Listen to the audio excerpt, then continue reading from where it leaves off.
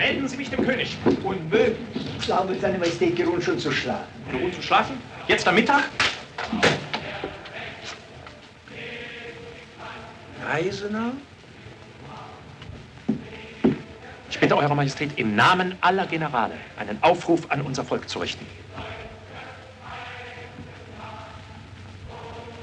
Aufruf? Was für einen Aufruf? Einen Aufruf an Ihr Volk, Majestät. Einen Aufruf zum Kriege, der auf den Straßen, auf den Plätzen angeschlagen wird und in den Zeitungen erscheint. Die Stunde ist da. Aufruf zum Kriege? An das Volk? Wieso an das Volk?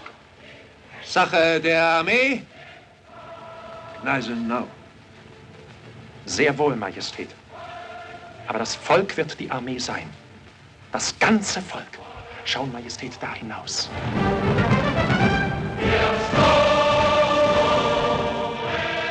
Das Volk steht auf. Der Sturm bricht los. Ja, Majestät. Rebellen? Was? Ihr Volk, Majestät. Meine nicht. Sie mit Rebellen. Gneisenau. Hoffe, nicht Sie meinen zu müssen. Majestät, ich gehöre zu denen da unten.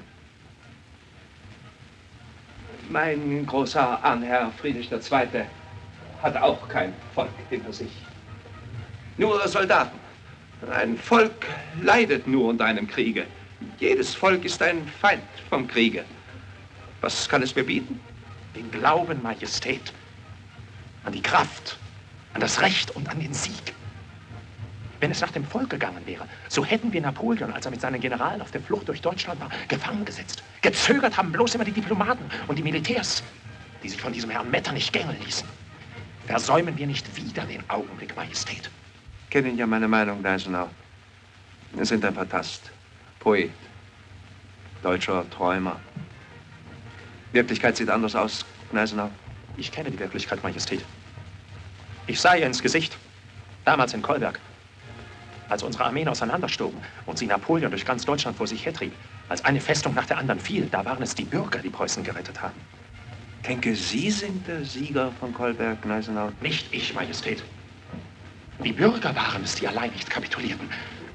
Sie gaben uns Militärs erst die Möglichkeit, die Festung zu halten. Nettelbecks wehrhafte Bürgerschaft.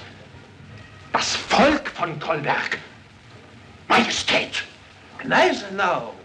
Majestät, sprechen Sie zu Ihrem Volk. Damals in Kolberg, da ist mir der Gedanke aufgegangen. Der Gedanke eines Volksheers, was ich damals noch unklar erkannt habe. Scharnhorst hat es dann gestaltet. Jetzt ist die allgemeine Wehrpflicht in Kraft. Nun drängt sich das Volk zu den Waffen. Damals in Kolberg erlebte ich die Geburtsstunde der deutschen Freiheit. Als Fürsten und Könige ihr Volk verlassen hatten. Gneisenau. Haben keine gute Meinung über Fürsten und Könige, was? Haben auch keine gute Meinung über mich. Ehrlich, Gneisenau? Doch, Majestät. Sonst stünde ich jetzt nicht vor Eurer Majestät. Aber ein König muss sein Volk führen. Das ist eine natürliche und gottgewollte Aufgabe. Und wenn er das nicht kann, dann muss er abtreten. Gneisenau. Wie jener deutsche Kaiser damals in Wien. Er verließ sein Reich in der Stunde der Not.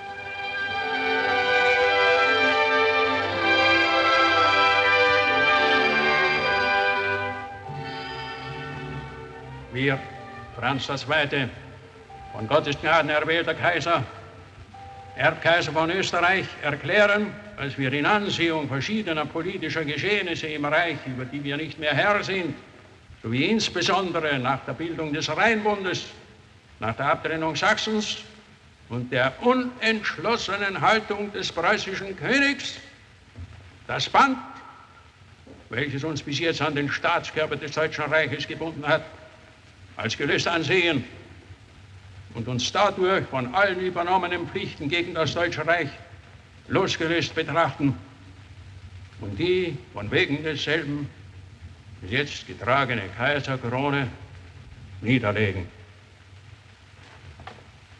Wenn es etwas geben kann, den tiefen Schmerz zu mildern, der mich in diesem tragischen Augenblicke niederbeugt, wo die tausendjährige Geschichte eines Reiches zu Ende geht. So ist es allein die Hoffnung und Zuversicht, dass dieses Opfer den Völkern den Frieden bringt und von nun ab die Waffen schweigen.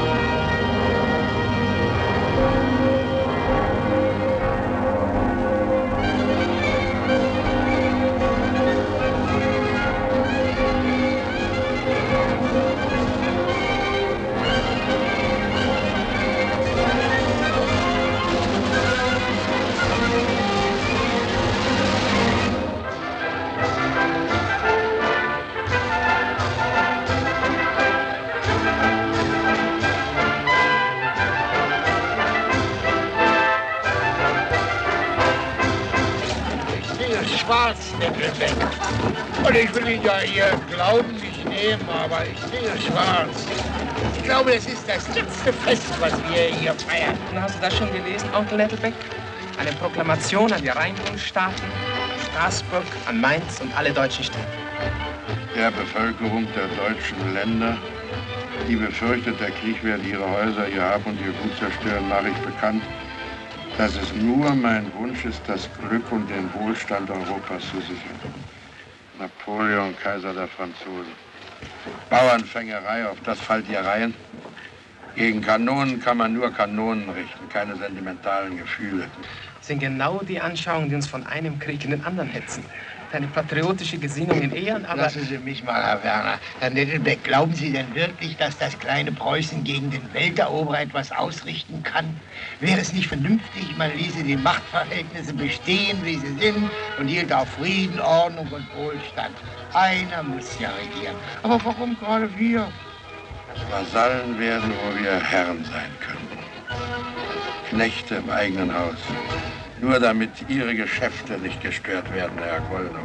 So darfst du doch nicht reden, wie das hier irgendeiner von den Pfahlbauern erzählte.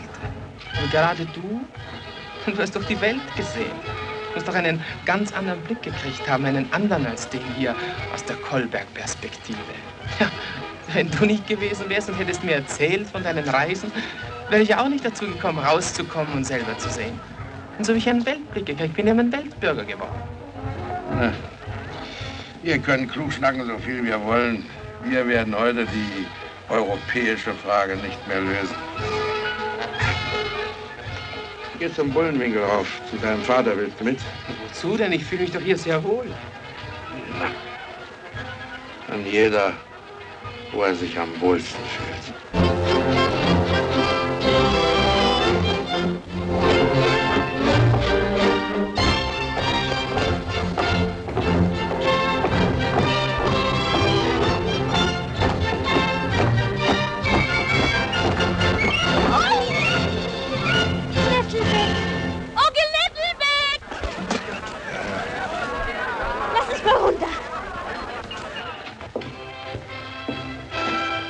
Willst du was trinken?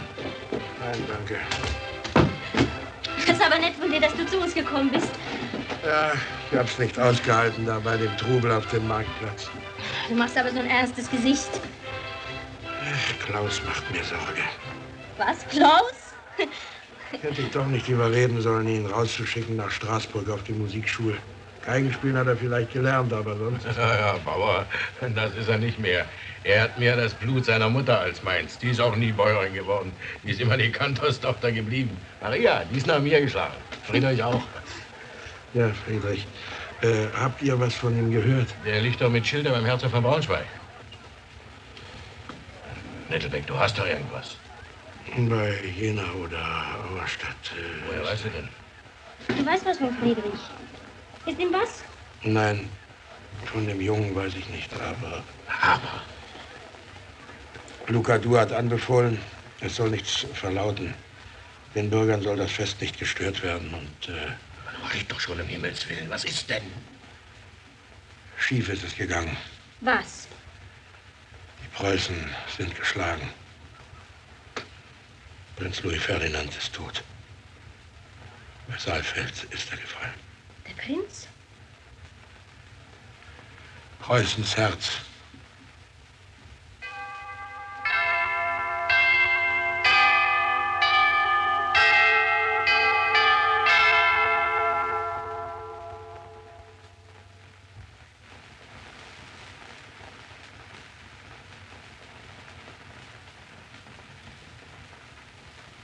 Frédéric le Grand.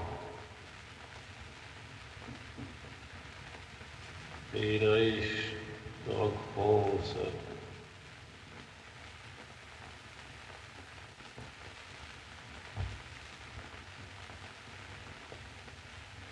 Serais-je là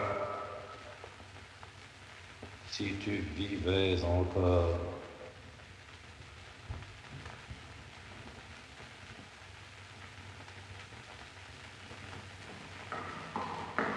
Monsieur!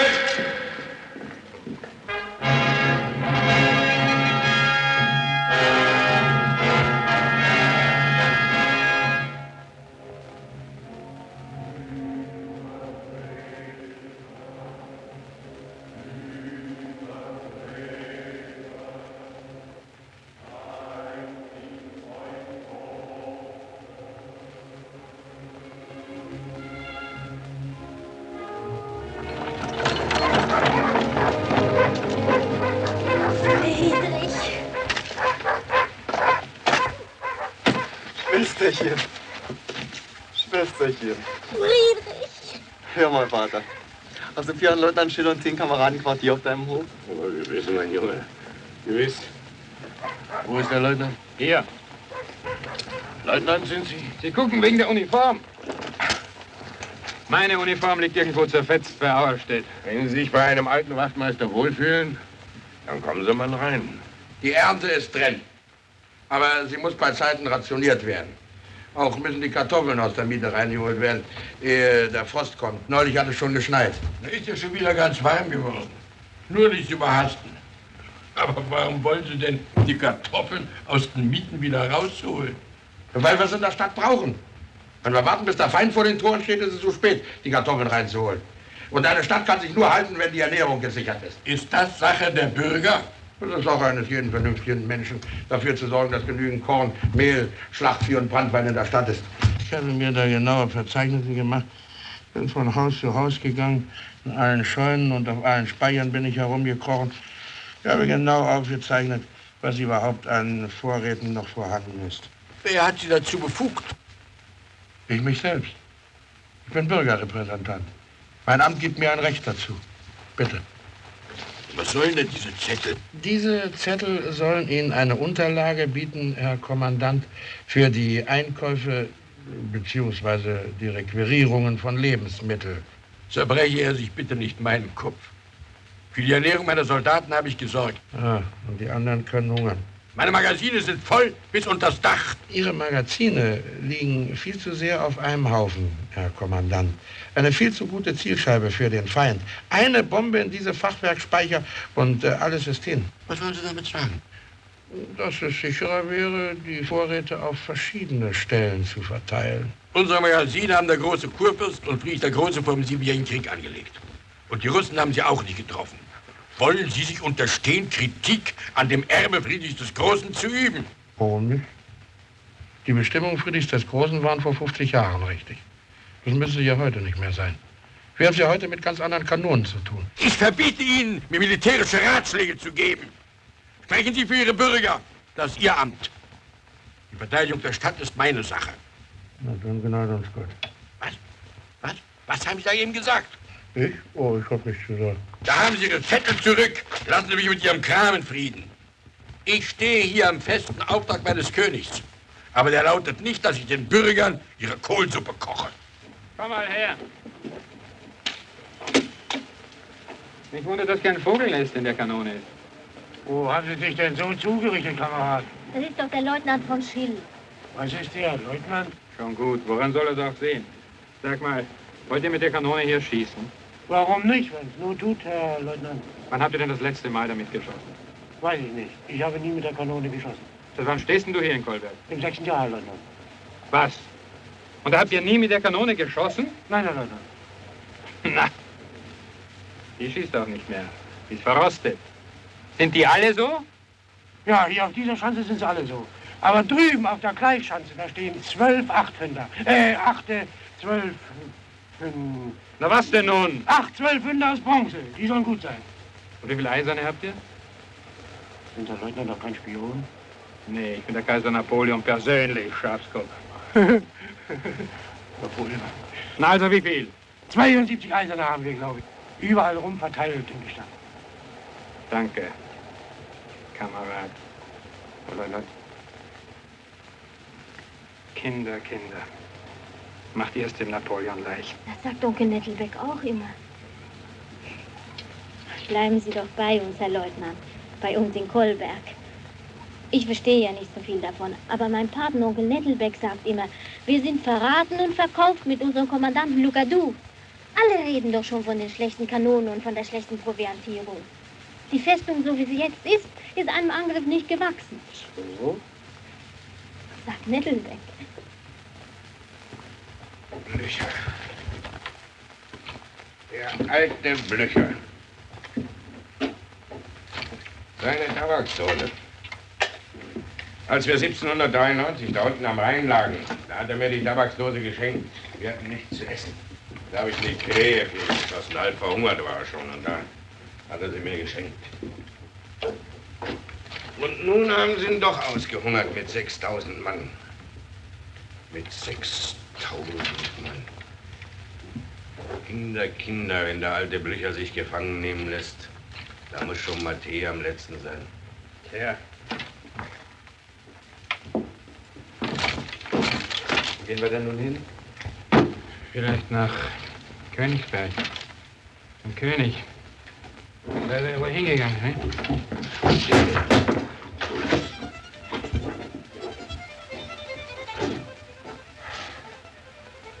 Wer geigt denn da oben? Klaus. Ja. Verwundet sein und krank. In solchen Zeiten. Dreck verfluchter. Na, vom Fluchen wird's ja auch nicht besser.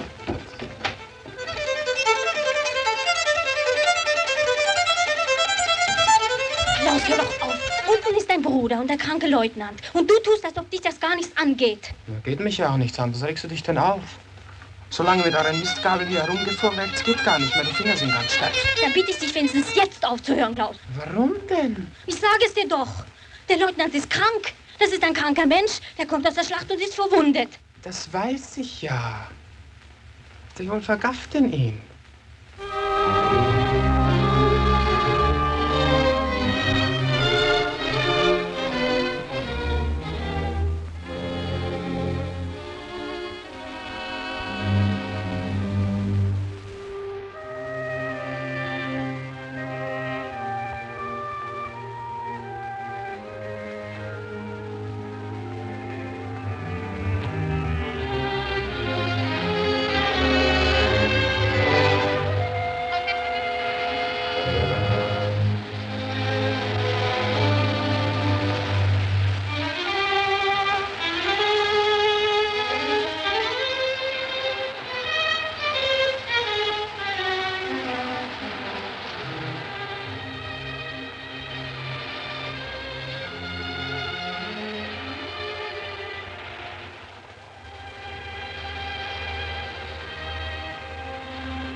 Kleine Maria.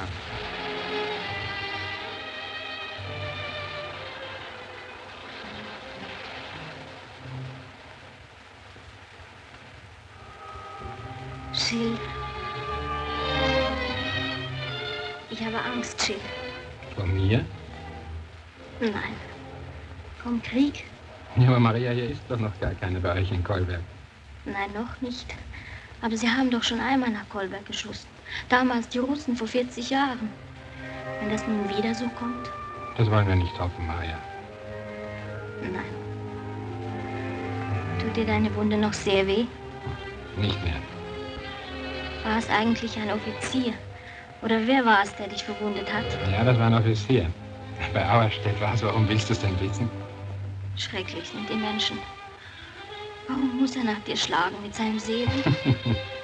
Es ist doch Krieg. Eben.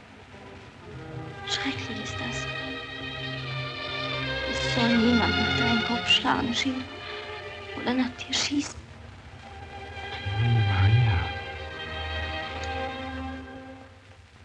Wer ist denn dieser Leutnant Schill? Er kommt von Auerstedt. 10 Mann hat er bei sich. Er wollte sich zu Blücher durchschlagen. Was sind denn das für 10 Mann? Sind das Soldaten? Freiwillige, Herr Oberst. Zum Teil unausgebildete Leute. Und wo ist er jetzt? Unten auf dem Marktplatz und wartet. Schon seit einer Woche will er vorgelassen werden. Auf dem Marktplatz steht er herum? Das ist ja doll. Ein Schlachtenbummler bei Manöver der Nettelbeckschen Garde. Sonntagssoldaten. Ja, Sie!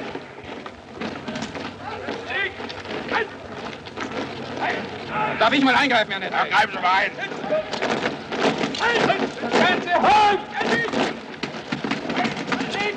Nimm das, gib das Gewehr her.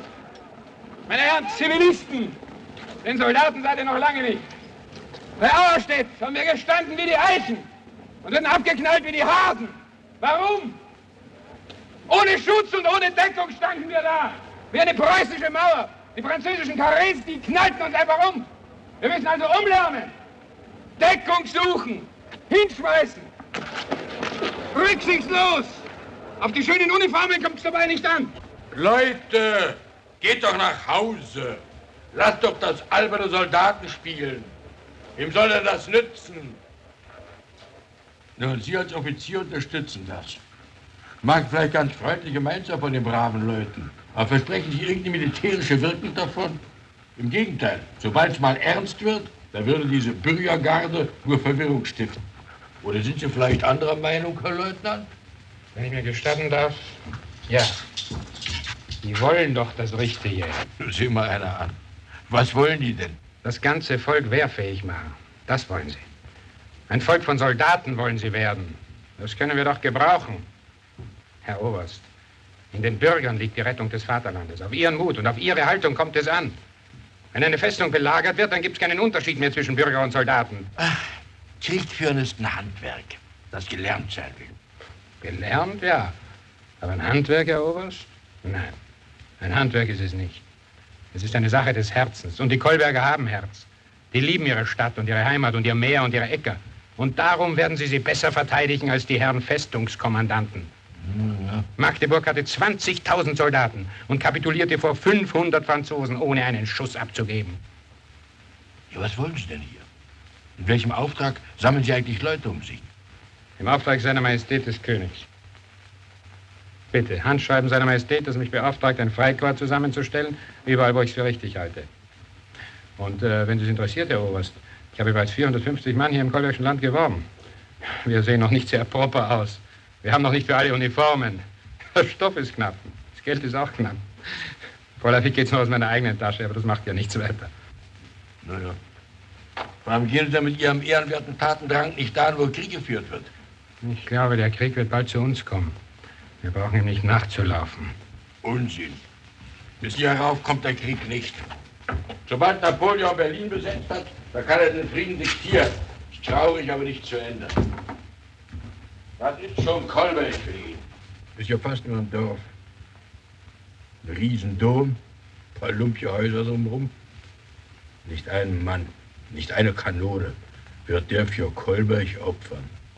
Das Jahr ist halb vergangen, der Bauer mäht das Brot. So manche hat zur Sommerzeit ihr Herz verloren.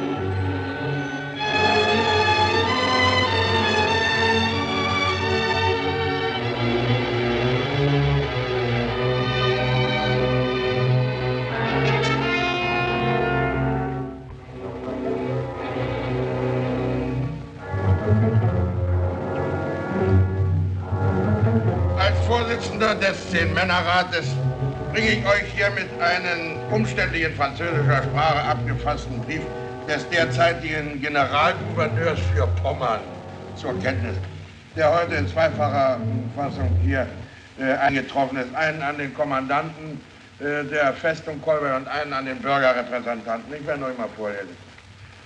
Aux représentants des citoyens de la ville de Kolberg. Au nom de l'Empereur. Französisch, das können ja doch nicht alle. Sag uns mal den Inhalt auf Deutsch. Na also dann auf gut Deutsch. Die Franzosen haben das nun nicht mehr nötig, gegen uns loszumarschieren. Wir werden ganz einfach per Post erobert. Die Kommandanten haben ihre Festungen zu übergeben und die Bürgerrepräsentanten werden nach Stettin beordert, um den Eid auf den französischen Kaiser zu leisten. Na, das hat es ja noch nicht gegeben. Jetzt sollen wir für ihn kapitulieren, ehe sie überhaupt da sind? Na, wie schätzen die uns ein? So wie die Magdeburger und Spandauer schätzen die uns ein. Ach, die Magdeburger und die Spandauer, was konnten denn die dafür? Die hatten feige Kommandanten. In Erfurt, da sind die Bürger und die Soldaten vor das Kommandantenhaus gezogen. Die hätten den Kommandanten umgebracht, wenn sie ihn erwischt hätten. Kämpfen wollten die für ihre Stadt. Man sollte den Krieg von der Stadt unter allen Umständen fernhalten. So, schreib das doch mal an Napoleon. Vielleicht tut er dir den Gefallen. Na, wenn hier die Granaten einschlagen, dann gehen sie doch in unsere Häuser. Darf ich mal, Nettelbeck? Jawohl, Herr Rektor. Wollen mal hören, was uns die Schule zu sagen hat. Nichts weiter als nach den Vernunftsgründen für unser Tun zu fragen, meine Herren. Wenn man ein Haus bauen will, dann muss man ja einen Plan haben, sonst macht man sich lächerlich. Wenn wir den Krieg alleine fortführen, was wird die Folge sein? Man wird uns einkesseln, wird uns jede Zufuhr abschneiden. Auch Ihre Vorräte werden eines Tages zu Ende gehen, Herr Nettelbeck. Na, also schön. Wir setzen uns zur Wehr bis aufs Äußerste. Ja, aber meine Herren, die da drüben schlafen ja auch nicht. Und gegen den Sturm kann auch Herr Nettelbeck nicht husten. Und gegen moderne französische Artillerie, da hilft kein Heldentum. Na, wenn wir so reden, können wir gleich einpacken. Ist ja ganz gut, dass es mal ausgesprochen wurde. Also, dann können wir ja abstimmen.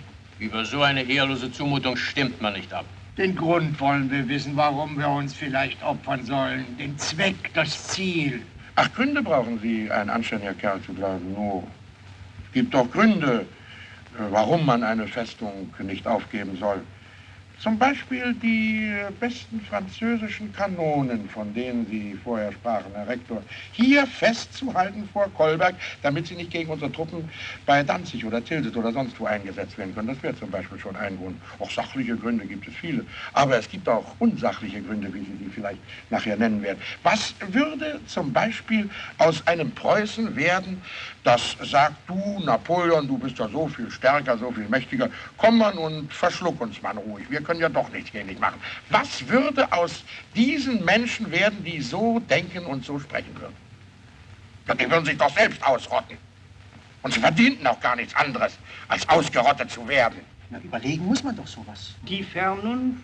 Man muss auf die Vernunft hören, meine Herren. Nicht nur auf die Begeisterung.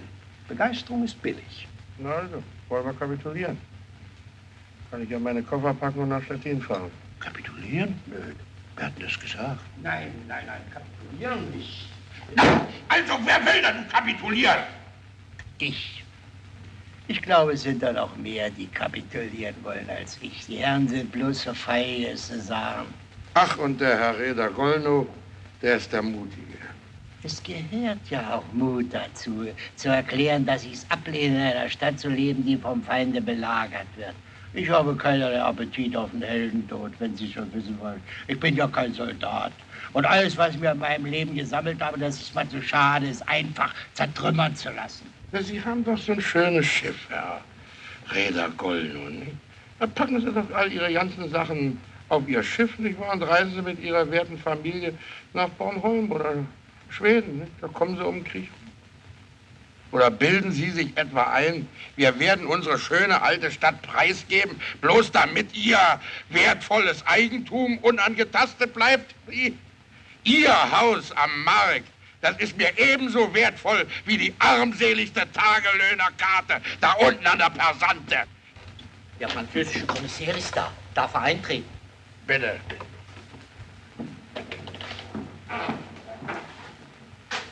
Meine Herren, ich erwarte Ihre Antwort. Sagen Sie dem Gouverneur des Kaisers von Frankreich, die deutschen Könige, Kurfürsten und Fürsten sind von ihrem Eid auf den deutschen Kaiser zurückgetreten. Und der deutsche Kaiser hat seinen Eid auf das Reich in der Stunde der Not nicht gehalten. Aber die freien Bürger der alten Hansestadt Kolberg wollen sich lieber unter den Trümmern ihrer Mauern begraben lassen, als ihren Eid auf den König und Herrn brechen. Wir haben auf den König von Preußen geschworen. Ein König von Preußen gibt's nicht mehr. Der ist mitsamt seiner Regierung nach Königsberg geflüchtet. Dann bin ich König von Kolberg. Sagen Sie das Ihrem Gouverneur. Colbert! Prudence! Nid de crapaud! Que l'on peut écraser du pied, qui ose résister à mes gouverneurs, et qui ose refuser de me prêter serment de fidélité. Sire, permettez-moi. Parlez, Loison. C'est une folie, c'est vrai. Mais ce n'en est pas moins un acte de patriotisme devant lequel nous, soldats, ne pouvons avoir que du respect. N'est-il pas merveilleux, sire, de voir que ces gens-là ont toujours conservé dans leur cœur l'esprit de leur grand roi? L'esprit de Frédéric le Grand? Ce ne sont que des âmes mercenaires, de pauvres fantasques, qui veulent tenter d'arrêter la marche des temps. C'est ridicule. Colbert? Qu'est-ce donc, Colbert? Nous n'aurons même pas besoin d'un seul coup de canon. Un simple régiment de cavalerie suffira pour mettre tous ces gens à leur raison. J'ordonne, général Thuillier, sire, je vous donne l'ordre de marcher avec votre armée sur Colbert. Attaquez immédiatement la ville, sans pitié pour ses habitants ni sa garnison. Rasez la ville et ramenez-moi tous ces petits bourgeois rétifs à la raison. Quel est le commandant de la forteresse? Le colonel Ducadou, sire. Mais il n'est pour rien dans la résistance des bourgeois révoltés menée par un brasseur distillateur. Sans ce bouilleur d'eau de vie, la forteresse serait rendue certainement dès la première sommation. Et comment s'appelle ce bouilleur? Joachim Nettelbeck, sire. Eh bien, nous allons le faire bouillir, ce Nettelbeck. Général Thuillier, sire, je vous donne plein pouvoir d'agir sans égard envers la population. Soyez sans pardon. Démoralisez-les avec vos canons et ramenez-moi cet homme comme prisonnier. Le jour où vous m'annoncerez la chute de la forteresse, je vous élèverai au titre de duc de Colbert.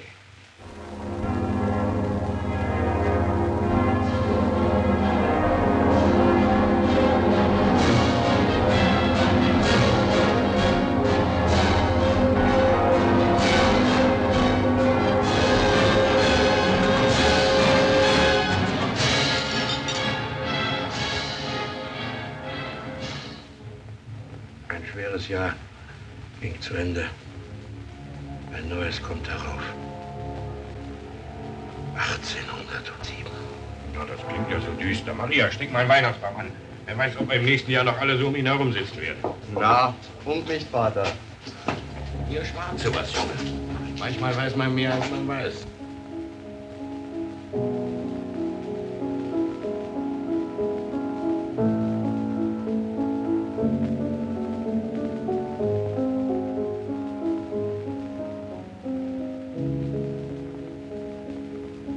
Prost, Nettelbeck. Ab 1807. Prost, Neujahr. Man kann kein vergnügtes Neujahr feiern, wenn man ein todtrauriges Silvester hinter sich hat. Sie können doch heute ganz zufrieden sein, Nettelbeck. Die Bürger haben sich doch großartig benommen. Eine bessere Antwort konnten Sie dem Gouverneur gar nicht geben. Und nun sollen Sie mal kommen. Ja, es ist ja noch mal gut gegangen. Aber die Franzosen haben das bloß nicht richtig gemacht. Wenn die statt des einen kaiserlichen Briefträgers 100 Mann geschickt hätten, da hätte ihnen Lucadou mit 100 höflichen Verbeugungen alle Tore geöffnet. Ich war weit bei Lucadou. Fragt mich nicht, wie es da war. Grauenvoll. Trostlos war es. Wir brauchen einen anderen Kommandanten.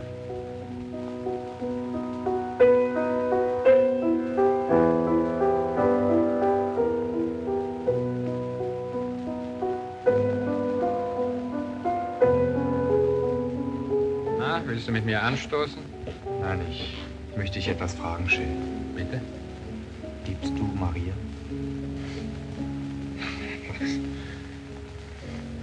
Eine so direkte Frage war ich offen gestanden nicht gefasst, aber...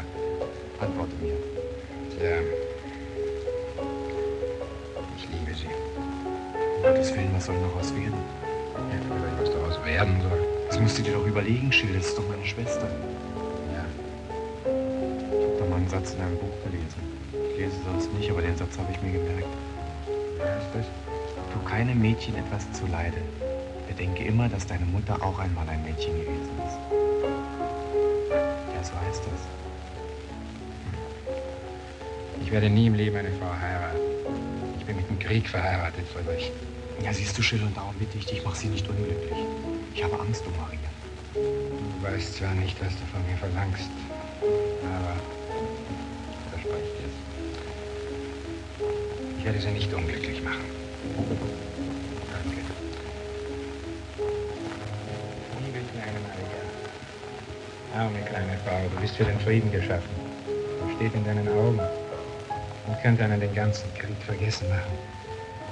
Und sieh mal, auf diese Augen und auf diesen Frieden trinke ich jetzt mit dir.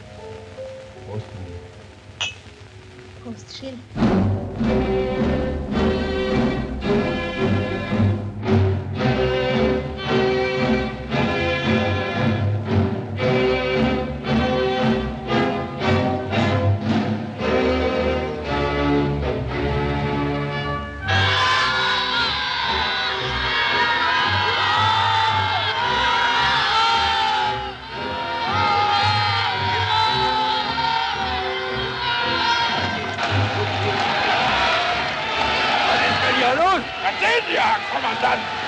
Wir holen die Kanonen an Land. Was sind das für Kanonen? Womit wir vermutlich auf die Franzosen schießen werden. Wem gehören die Kanonen? Wer hat euch den Auftrag gegeben? Ein Leutnant von Schill. Wo steckt der Rittmeister von Schill? Den kenne ich nicht. Ich kenne nur einen Herrn Leutnant von Schill. Ich sage Rittmeister von Schill. Der König hat ihn befördert. Er würde es nicht getan haben, wenn er gewusst hätte, welche Insubordination er sich hier schuldig macht. Ich will jetzt wissen, was das für Kanonen sind. Die Kanone hat eine schwedische Fregatte bis zur Neutralitätszone gebracht, Herr Kommandant. Und von da aus hat der Nettelbeck sie mit unserer schwimmenden Tanzfläche vom Sommerfest in den Hafen hergeschleppt, weil das schwedische Schiff nicht einfahren durfte. Und von wem hat der Nettelbeck den Auftrag dazu? Von niemandem. Ich bin Bürgerrepräsentant und kann Entschlüsse fassen, ohne Sie zu fragen. Ist der Herr Rittmeister von Schill wieder in diese Sache verwickelt? Verwickelt? Was soll das heißen, verwickelt? Sprecher mit uns, als ob wir Verbrecher wären. Wo ist der Rittmeister von Schill? Wenn er mit dieser Sache was zu tun hat, dann hat er sich den Hals gebrochen. Rittmeister von Schill ist mit 15 Mann nach Osten geritten. Von Osten her hat's geschossen. So. Sie, Herr Nettelbeck, Sie melden sich in einer Stunde bei mir auf der Kommandantur. Das wird wohl ein bisschen später werden müssen.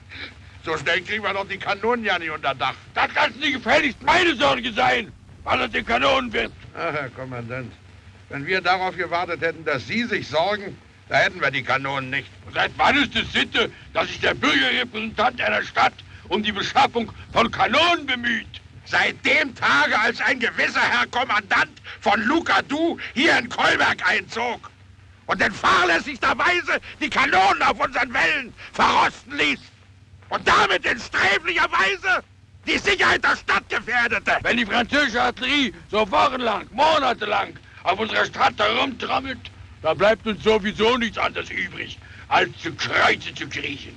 Zu Kreuze kriechen? Das heißt also Kapitulation! Jawohl! In dem Augenblick, wo ich es für richtig halte, kapituliere ich.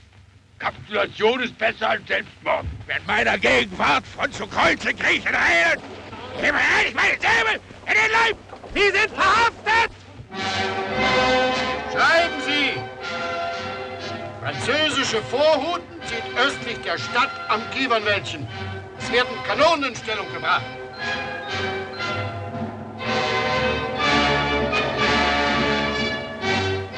Östlich der Stadt, etwa in der Höhe des Bullenwinkelgehöftes, sind Zelte zu sehen.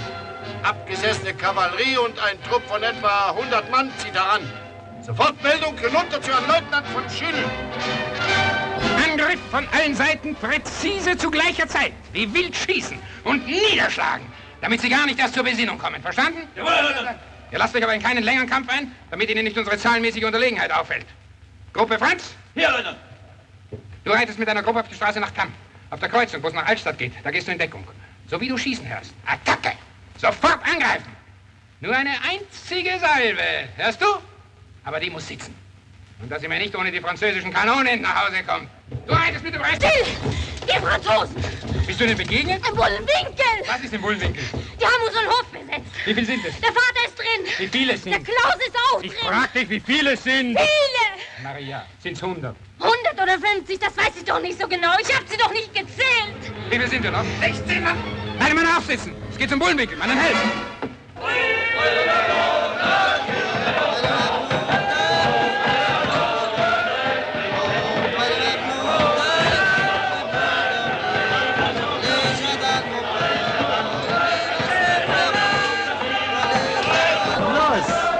Vive l'Empereur!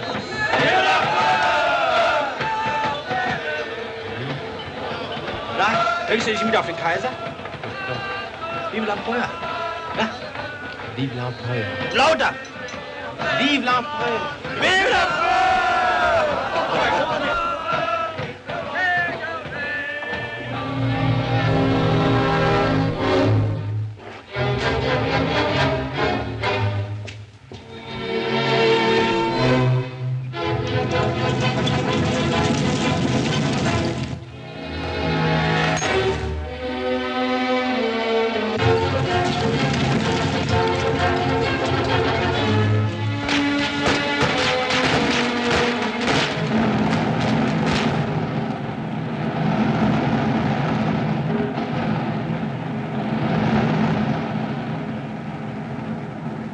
Bekanntmachung! Aufgrund des über Stadt und Festung Kolberg verhängten Belagerungszustandes hat der Kommandant unter heutigem Datum den Bürgerrepräsentanten Joachim Nettelbeck, Brauereibesitzer hier, zum Tode durch Erschießen verurteilt. Na, Vater Werner, nur nicht so tiefsinnig. Bin ja mal gerade nach dem Totengräber von der Schippe gehoben. Leider. Na, seid ihr nicht froh, dass ihr die Bande wieder los seid aus eurem Haus? Ist nicht mehr mein Haus. An dem Tisch, da werde ich nie mehr sitzen können. Vive l'Empereur. Mein Eigenfleisch und Blut unter meinem Dach. Vive l'Empereur. Er war schon tot. Es war der das Bajonett auf dich gesetzt hat. Tot? Sieh mal an. In diesem Hause sind bis jetzt nur Berners gestorben. Sie stehlen das Haus, wie sie meinen Sohn gestohlen haben. Und nun kommt das Land dran. Räuber. Tja, eins hat der Vorfall allerdings klar bewiesen.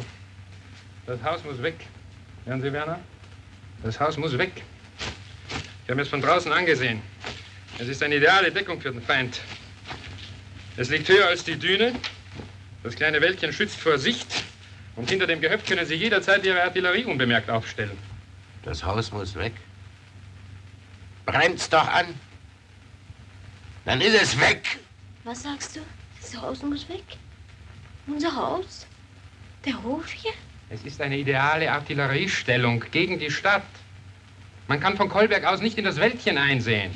Und die Zufahrtsstraße wird durch das Gehöft verdeckt. Der ganze Hof hier ist wie eine natürliche Schanze. Wie ein Festungsglacis. Gegen Kolberg. Schill, ist das dein Ernst? Meines ist schon. Aber ich weiß nicht, ob euer Ernst so weit geht, dass ihr euren Hof für Kolberg opfert. Ja, Vater, du sagst ja gar nichts. Red doch, antwort ihm doch was. Soll ich ihm denn antworten? Was, das fragst du mich? Dass es für uns kein Leben gibt ohne unser Haus. Wo willst du denn hin jetzt? Lass mich allein.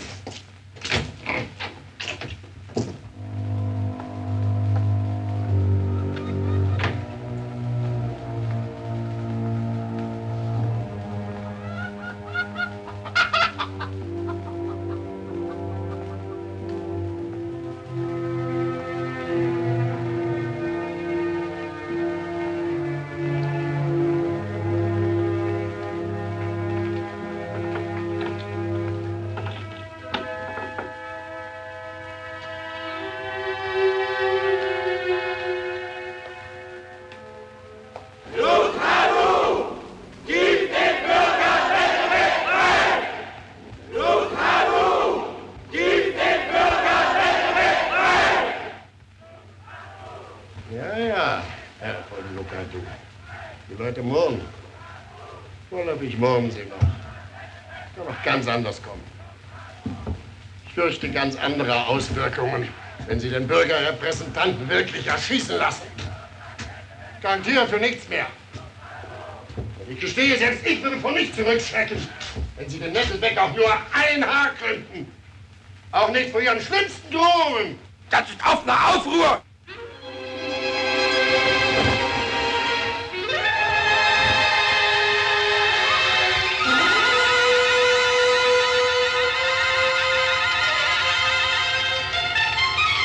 Es ist jetzt keine Zeit für Streit im eigenen Hause, Herr Kommandant. Geben Sie Nettelbeck frei, wir brauchen ihn. Sie können das Urteil jetzt nicht vollstrecken lassen. Wer sollte mich daran hindern? Ich bin eben dabei, die Exekutionsorder zu unterzeichnen. Französische Vortrupps stehen 8 Meilen vor Kolberg. Ich komme aus Henkenhagen, ich habe sie mit eigenen Augen gesehen. 8 Meilen, sagen Sie? Fürchterlich. Ach nein. Ja, dann können wir sich ja morgen schon vor den Toren haben. Das ist furchtbar. Sie haben das selbst gesehen, Herr Rittmeister? Ihre Vortrupps hätten das sehen müssen, Herr Kommandant. Aber Ihr Prinzip ist es ja, sich nur um die Stadt selbst zu kümmern, was draußen vorgeht. Fällt Ihnen ein! Ich bin Kommandant von Kolberg, aber nicht von Pommern. Ja, glauben Sie, Herr Kommandant, dass die Franzosen das auch unterscheiden werden? Wollen die Herren mir vorschreiben, wie ich mein militärisches Amt aufzufassen habe? Wir wollen wissen, ob Sie Nettelbeck freilassen oder nicht. Sie haben vielleicht Ihre Soldaten in der Hand, Herr von Lucadou. Wer aber ist Führer der Bürger, wenn jetzt der Feind vor die Tore kommt? Man trägt keinen Zwist in der Stube aus, wenn einem das Dach über dem Kopf schon brennt.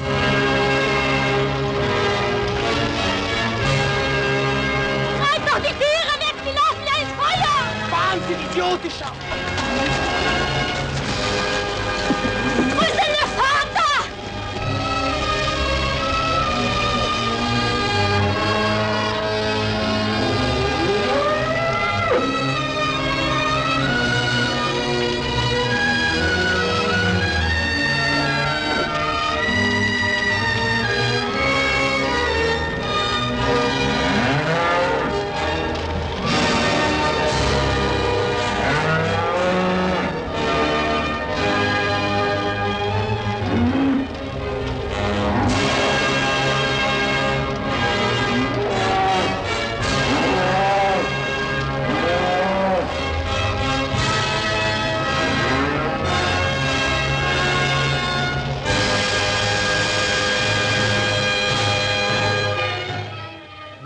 Wein dich aus, mein Kind. Wein dich ruhig aus. Bist du, dein Vater hat es eben nicht überleben können. Sein Haus brennt leer. Er hat es nicht abgehalten. Wie gerne würde ich jetzt Vater für dich sein. Aber jetzt kommt eben das große Aber. Ja, und was ist denn mit uns? Und mit der Stadt?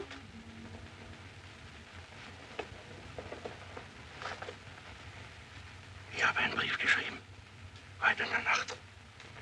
Und zwar an keinen geringeren als an unseren allergnädigsten König und Herrn. Ich hätte nicht die Courage gehabt, aber in dieser Stunde, da glaube ich, da darf man ja wohl alles, nicht? Ich bitte nicht um mich in diesem Brief. Nein, wenn der in seine Hände gelangt, da bin ich ja schon. Ach Gott, das wissen wir, wo wir da sind. Aber versprich es mir, ja? Versprich es mir in die Hand, Maria. Bring diesen Brief nach Königsberg. Du schaffst es. Ich weiß es ganz genau. Du schaffst es. Geh zu Schill, der wird dir sagen, wie du aufs Schiff und aus dem Hafen kommst. Aber lass dich nicht in den Vorzimmern abspeisen.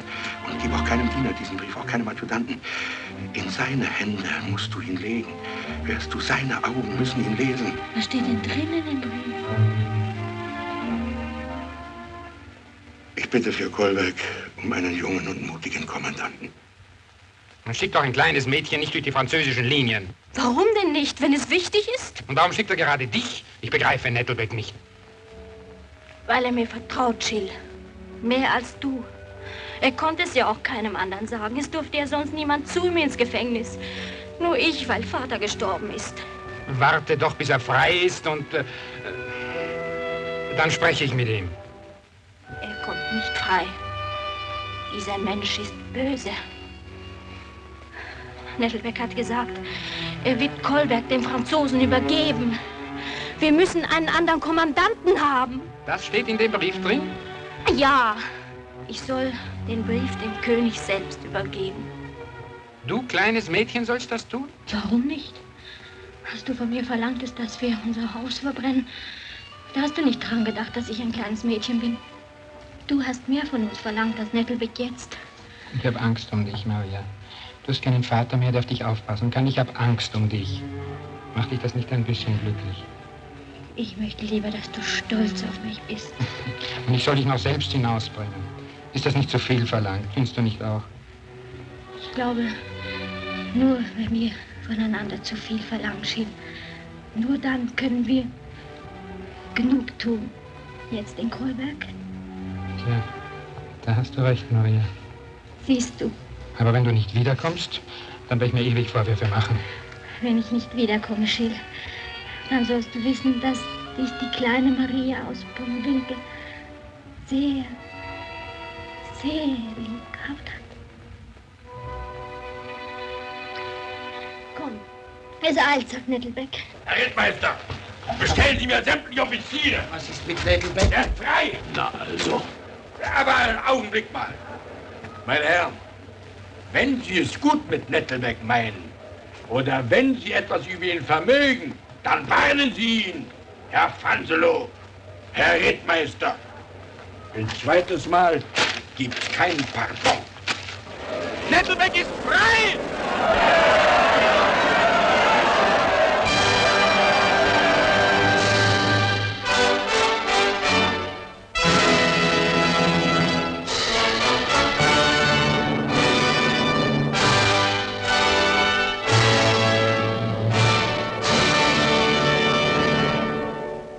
Unmöglich, Herr Leutnant. Was denken Sie sich denn? Für so etwas wird jetzt gar keine Zeit. Wo ist die denn? Na, hier. Sie machen meine jungen Offiziers nervös, Frauenzimmerchen. Was denken Sie sich denn eigentlich? Machen Sie doch keine fiese Patenten. Kann nicht jeder einfach sein bestes Sonntagskleidchen anziehen und verlangen, vor den König gelassen zu werden? Das geht doch nicht. Ich darf ja gar nicht von hier fortgehen, ohne mit dem König gesprochen zu haben. Das habe ich ja versprochen, Herr General. Es war so schwer, aus Kolberg überhaupt rauszukommen. Das können Sie sich wahrscheinlich gar nicht vorstellen, Herr General. Ich bin zwar kein General, sondern ein einfacher Major, aber wir wissen schon, wie es um Kolberg steht.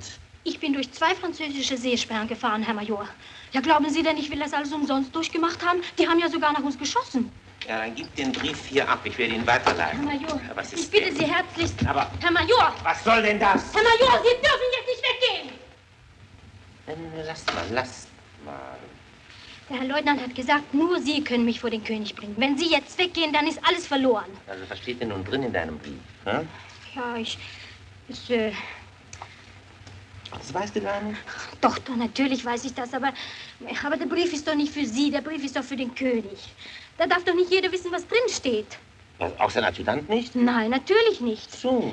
Der Herr Nettelbeck hat zu mir ausdrücklich gesagt, ich darf den Brief keinem Adjutanten geben. Aber Kindchen, wenn der Brief so wichtig wäre, hätte man doch kein Mädchen geschickt, sondern einen Kurier. Ich glaube nicht, dass ein Kurier an den französischen Wachen vorbeigekommen wäre. Ach, das glaubst du nicht, was? Nein. Aber du bist vorbeigekommen, ne? So ein Soldat oder ein Kurier, der kommt nicht vorbei. Aber ein kleines Mädchen wie du, das... Wer hat denn das gemacht? Ja, ich kann sowas. Eine Frau kann sowas. Ah. Das glaube ich, du kannst sowas. Mit dem falschen Blick, was? Mit den Klapperaugen. Ja. Ja, aber das hilft ja nun alles nicht. Jetzt musst du mir Platz machen. Sonst muss ich doch noch die Wache zu Hilfe nehmen. Das werden der Herr Major nicht tun. Was? Nein, 2 Soldaten gegen ein Mädchen, das tut der Herr Major nicht. Ach. Ich muss zum König. Ihre Majestät bittet sofort um Meldung, wenn die Equipage des Zaren vorgefahren kommt. Du hast also kein Vertrauen zu mir, was? Der Königin würdest du den Brief auch nicht geben? Königin? Doch, der Königin würde ich ihn auch geben. So. Na. Will ich mal ein Auge zudrücken, weil du so ein tapferes Mädchen bist? Geh mal der weißhaarigen Dame nach und frage sie, ob sie dich bei der Königin melden will. Danke. Danke, Herr Major. Du aber, halt deine Zunge im Zaum. Mach mir keine Schande, so frech wie hier darfst du da nicht sein.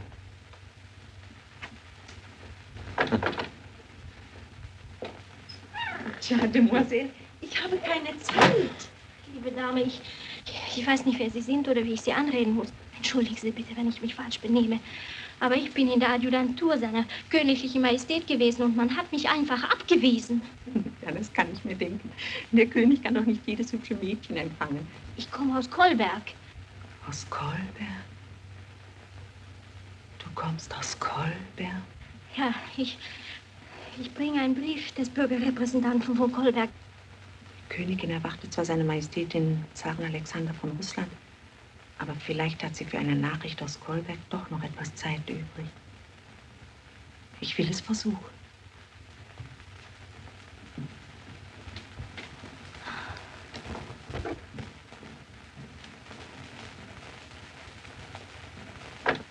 Entschuldigen Sie bitte, wie hat man denn die Königin anzureden?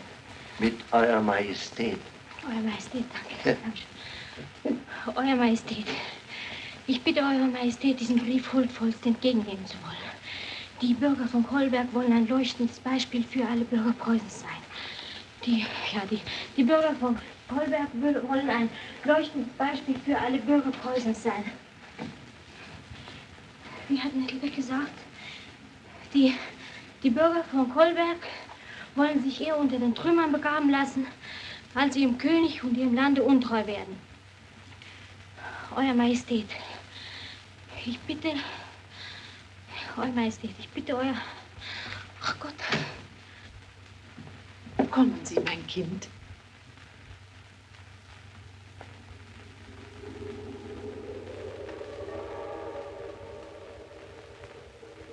Guten Tag, mein Kind.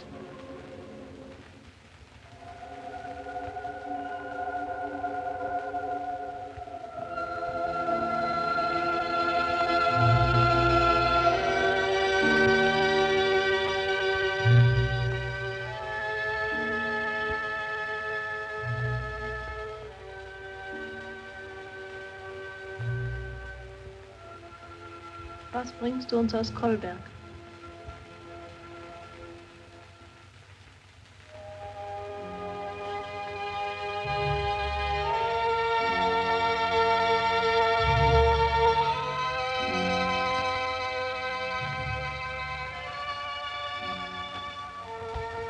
Sprich doch.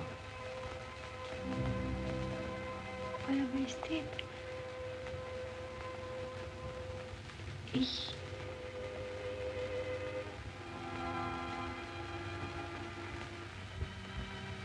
Komm mal her.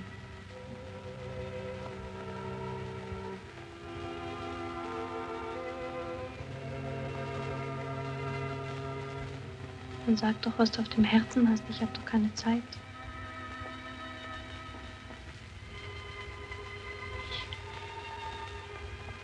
Ich kann nicht.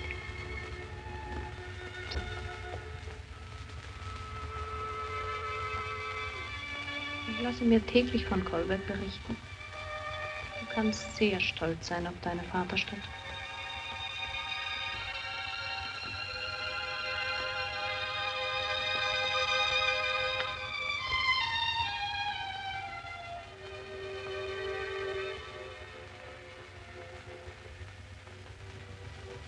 Du willst mir etwas für den König übergeben, hm?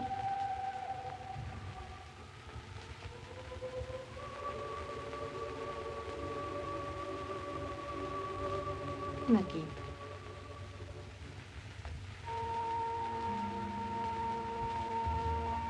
Ich werde den Brief dem König geben. Heute noch. Das verspreche ich dir.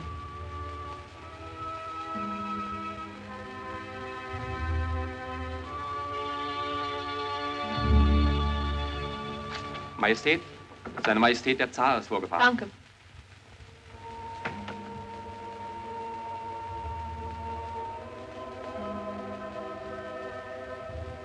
So drücke ich Preußen und Kolberg an mein Herz. Es sind nur noch wenige Edelsteine in unserer Krone geblieben. Kolberg ist einer davon.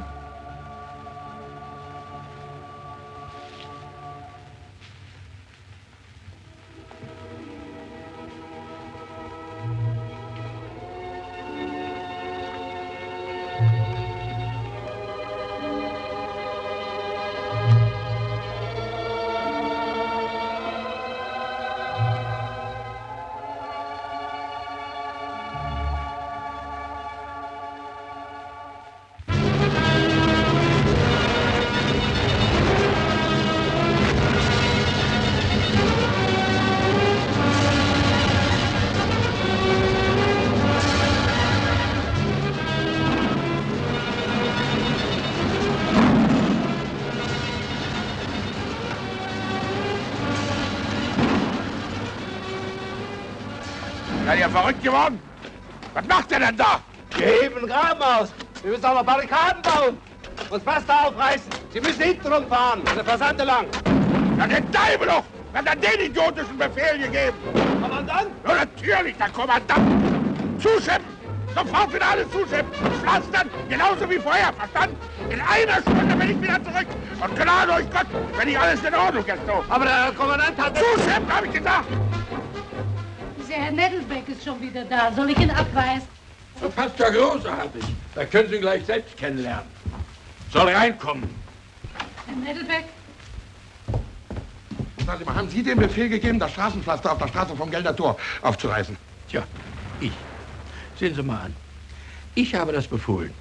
Und wie ich Sie kenne, haben Sie befohlen, dass sie wieder zugeschüttet wird. Ist schon wieder zu, Herr Kommandant, ist schon wieder zu. Das hieße ja, die Stadt gefährden, einen solch unüberlegten Befehl auszuführen. Das ist ein Meisterstück von Ihnen. Genauso ein Meisterstück wie Ihr Befehl da, Kuhmist auf die Dächer streuen zu lassen. Kuhmist auf ein Dach bei einem Abfallswinkel von 45 Grad. Beim ersten Windstoß und es regnete Kuhmist in der Weltgeschichte herum. Wenn schon Kuhmist, Herr Kommandant, dann aber bitte auf die Dachböden, verstanden? Unterm Dach. Ach, das hat ja gar keinen Zweck, sich mit Ihnen darüber zu unterhalten. Ich fordere Sie auf, Ihren Befehl zurückzunehmen, sonst sieht das nach Rebellion aus, was ich mache. Ne? Habe ich Ihnen zu viel gesagt? Das sieht nicht nur nach Rebellion aus, Herr Nettelbeck, das ist Rebellion. Wer sind Sie denn? Gneisenau. Nettelbeck. Ich bin der Bürgerrepräsentant der Stadt Kolberg. Ich bin Kommandant der Stadt und Festung Kolberg. Was? Wer? Ich. Wer? Der neue Kommandant, den Sie sich vom König erbeten haben. Der junge neue Kommandant sind Sie? Aber bilden Sie sich nicht ein, dass da irgendwelche Vorteile für Sie herausspringen. Disziplinlosigkeit wird unter meiner Führung mit den schärfsten Strafen belegt.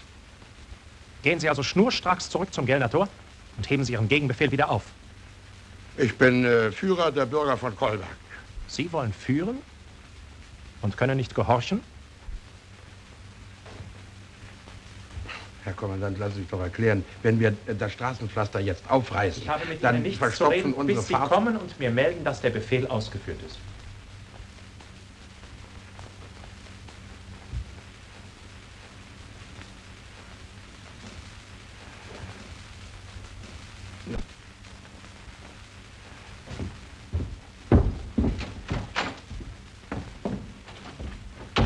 Sie glauben doch nicht etwa, dass Sie Ihrem Befehl folgt? Da kennen Sie ihn schlecht.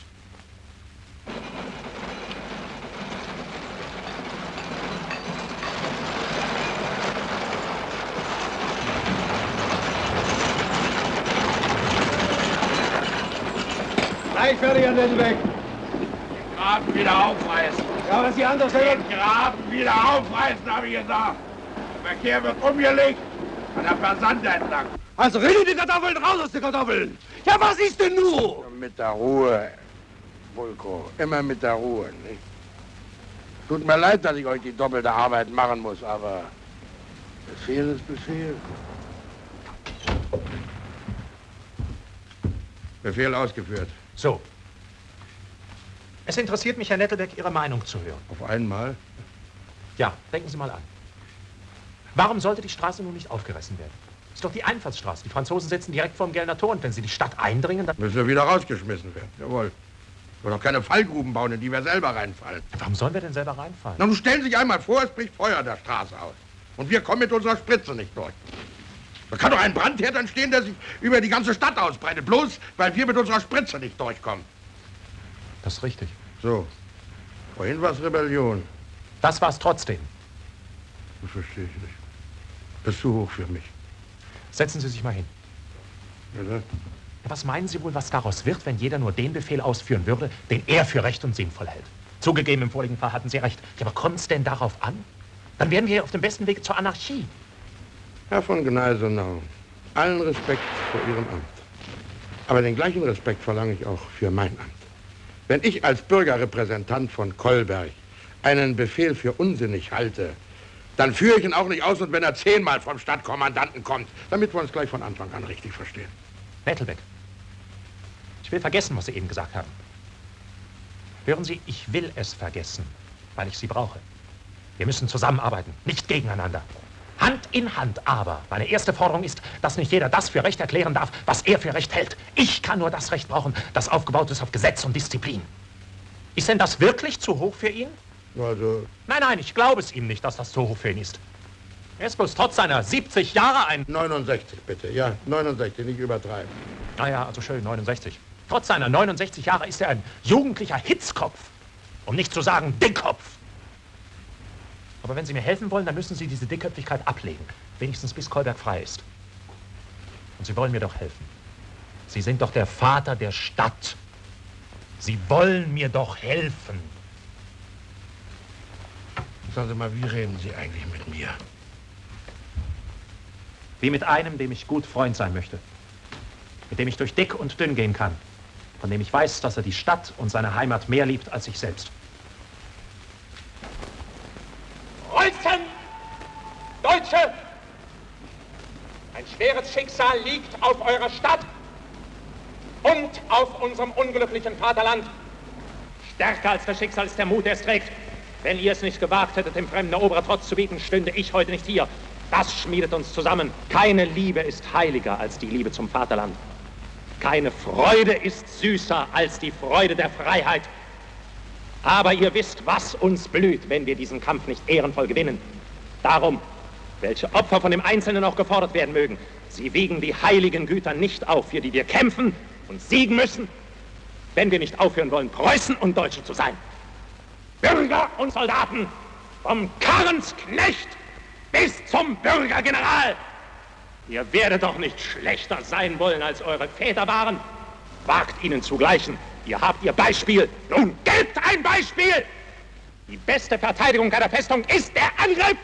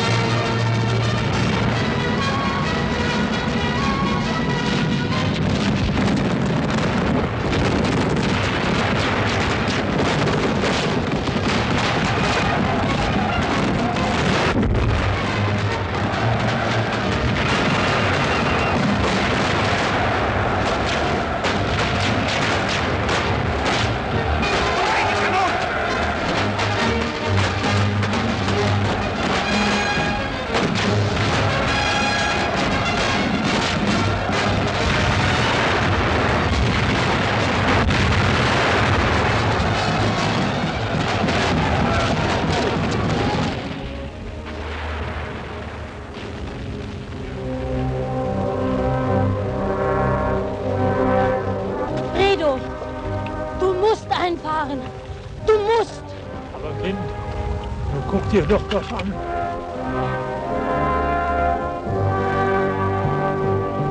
Kolberg. Armes Kolberg. Meinst du, ich will hier meinen Kahn riskieren? Nee, wir fahren zurück. Ich steige aus. Aber Kind. Und wenn ich rüber schwimmen muss, ich steige aus. Oder meinst du, ich will alleine übrig bleiben? Deine Brüder sind ja auch drin. Und Schill. Wo ist der Rittmeister von Schill? Am Strand vor der Maikuhle und sichert den Hafen. Hafen hin, Hafen her.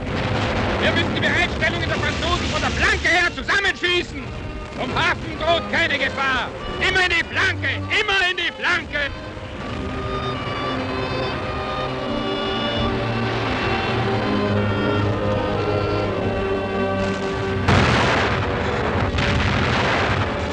Lieber Gott, du darfst mir nicht böse sein. Uns ist immer so gut gegangen, aber jetzt hilf uns doch, bitte hilf uns doch. Ich habe ja gar keine Angst um mich. Nur Schill, lass ihn nicht treffen. Nur über Schill halte deine Hände, Vater im Himmel. Nur über Schill. Transmettez immédiatement l'ordre d'attaquer la forteresse, à fond et sans merci.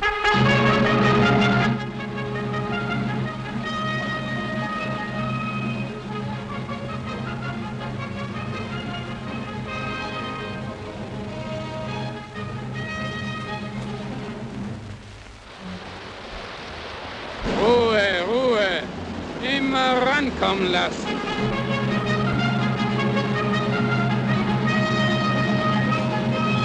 Bravo. Schill lässt sie rankommen. Gut so.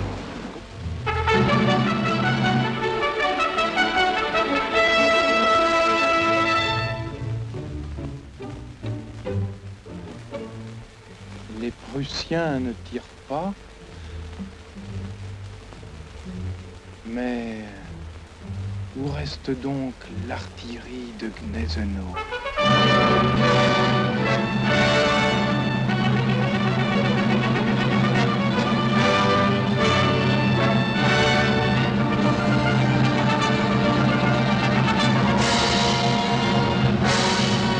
So, Ihnen jetzt direkt vor die Nase.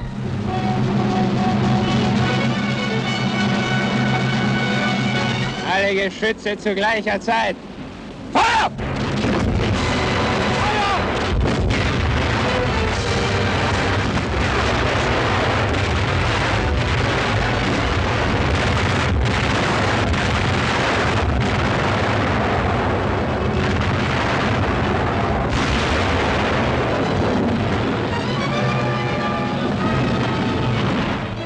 Kann's nicht mehr hören. Kann's nicht mehr hören. Kann's nicht mehr hören. Ich kann's nicht mehr hören.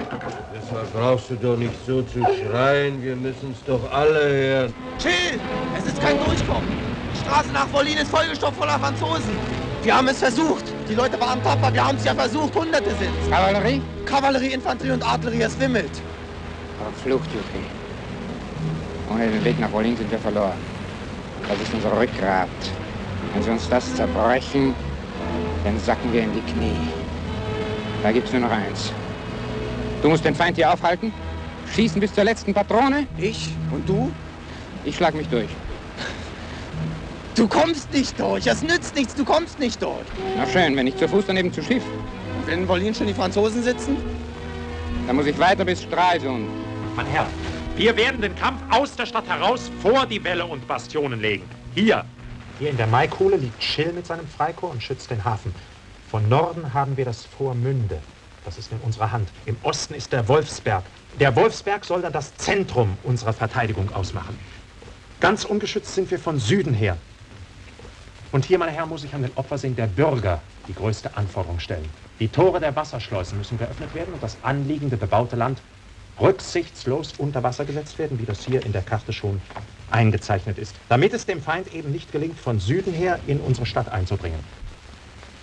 Das bedeutet, dass Hunderte von Familien obdachlos werden, Herr Kommandant. Das ist schlimm, Herr Bürgerrepräsentant, aber es muss sein. Ihnen übertrage ich die Leitung der Überschwemmungsarbeiten. Man sagte mir, Sie sind Fachmann darin. Jawohl, Herr Kommandant.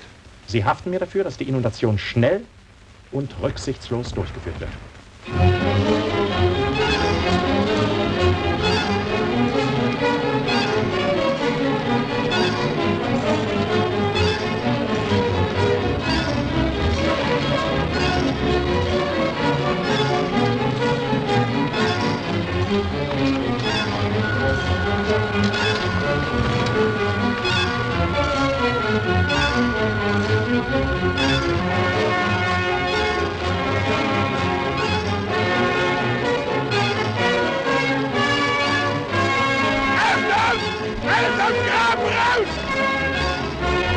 Schleusen schließen!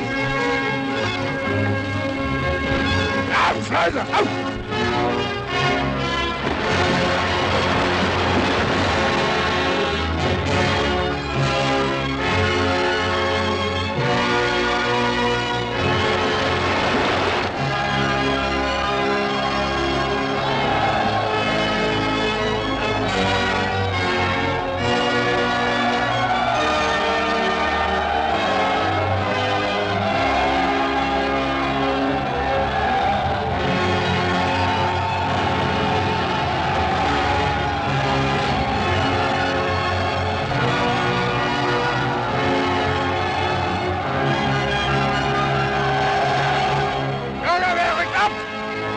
alles andere nach Haus, aber wenn Dalli!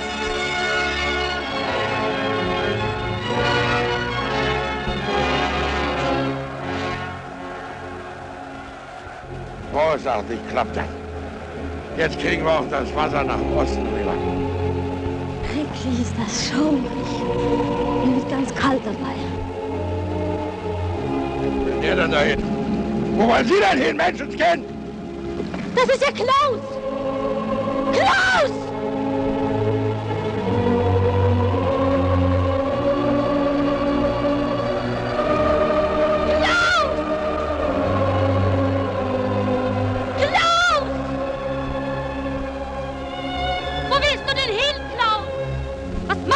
Klaus! Ich habe dich überall gesucht! Was willst du denn hier im Wasser? Meine Geige will ich, wenn du schon wissen willst. Ich habe sie hier bei Tim gelassen.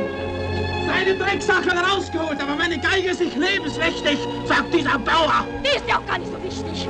Da hat er ja ganz recht. Komm doch raus aus dem Wasser. Merkst du denn das gar nicht? Es steigt doch immer höher. Ha, die wird schon nicht versaufen. Aber meine Geige, die soll versaufen. Die ist ja nicht wichtig. Wahnsinn. Aber so wollt ihr sein, ihr blödes Pack, ihr widerliches. Herrgott, Klaus, was ist denn aus dir geworden? Was sie aus mir gemacht haben. Wo bist du denn bloß gewesen, Klaus, die ganze Zeit? Verkroch habe ich mich vor euch Helden. Will kein Helfer, den habt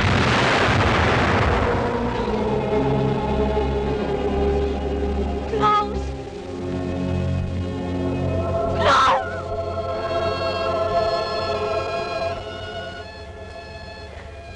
Klaus. Erst Vater und jetzt Klaus. Gut, dass das Mutter nicht mehr mitzuerleben war. Arme Maria. Aber du hast es doch selbst genauso schwer, Friedrich. Nein, es ist noch was. Was denn? Scheel fährt ab. Wohin? Nach Stralsund. Zu den Schweden? Jetzt fährt er weg, wo es jeden Tag aus sein kann mit Kolberg. Er muss, Maria. Wir haben die Verbindung nach Wollin verloren. Wir haben keine Zufahrtsstraßen mehr. Wo sollen wir Munition herkriegen und Brot? Und überhaupt alles. Alles wird ja einmal alle. Hat Schill dich zu mir geschickt? Nein. Er ist so hart zu mir. Früher war es anders. Er mag mich nicht mehr. Nein, so ist das nicht. Ach, das weißt du schon. Hast du eigentlich schon mal ein Mädchen lieb gehabt? Du warst immer weg, Friedrich. Wir kennen uns ja kaum. Ich hab das ja alles gar nicht. So lieb wie dich, Maria, habe ich noch keine gehabt. Aber Friedrich, das ist doch ganz was anderes. Natürlich ist das was anderes. Aber wenn jetzt dein Schild weg ist, dann hast du immer mich. Dann kommst du mit allem zu mir. Dann bin ich der Vater, dann bin ich der Klaus, dann bin ich auch dein Schild. Ach, Friedrich.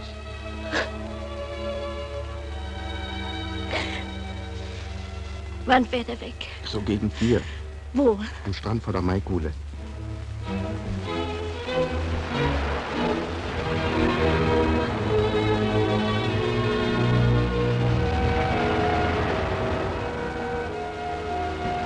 Ich weiß, wo du hinfährst. Woher weißt denn du das schon wieder, Maria? Friedrich hat's mir geschickt. Du wolltest weg, ohne mir auf Wiedersehen zu sagen. Zu sowas hat ein Soldat nicht immer Zeit, Maria. 1 Taler. Es ist der erste Sold, den mein Vater erhielt, als er in preußische Dienste trat. Heb ihn auf für mich. Trag ihn auf deinem Herzen. Es ist ein schönes Gefühl für einen Soldaten, wenn ein Mädchen um ihn weint. Ich danke dir für deine Liebe, Maria.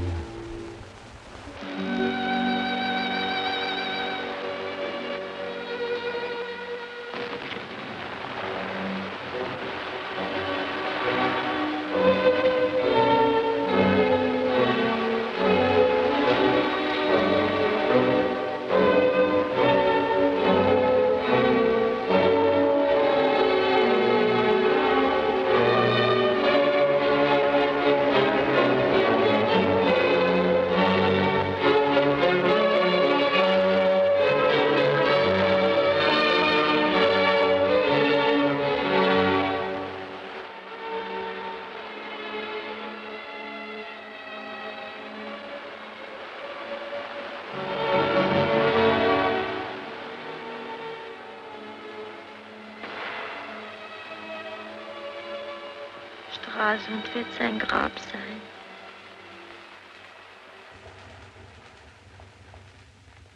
Was los, Grabo? Wer hat Feuerpause angeordnet? Ein französischer Parlamentär ist vor dem Lauenburger Tor erschienen. Dann sorgen Sie dafür, dass alles von der Straße verschwindet. Keine Uniform, keine Formation. Wir dürfen dem Feind keine Anhaltspunkte geben. Auch keine Neugier. Fenster schließen lassen. Löscharbeiten gehen weiter.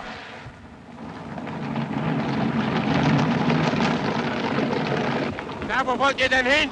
Zur Kommandantur! Ein Parlamentär ist da! Na, hört ihr nicht, das ist doch verboten? Man will doch schließlich dabei sein. Werdet ihr doch früh genug erfahren. Man muss doch wissen, was los ist. Es laufen doch alle. Die Herren meines Stabes, einige der gesetzmäßigen Vertreter der Bürgerschaft. Bitte. Sie werden erraten, meine Herren, was der französische Parlamentär von mir gewollt hat. Und was haben Sie geantwortet, Herr Major? Was ich als Soldat meinem Eid gemäß verpflichtet bin.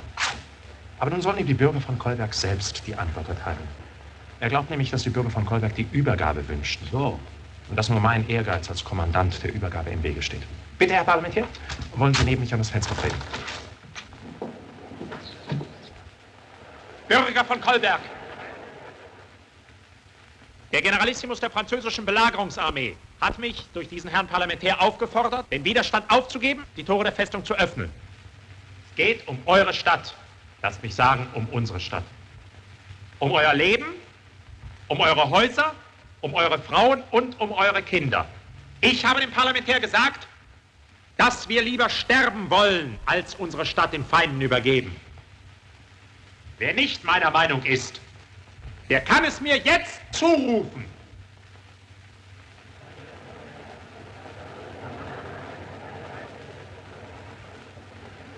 Wer aber meiner Meinung ist, der gehe an seinen Platz. Auf die Wälle, in die Werkstätten, ein jeder an seine Arbeit.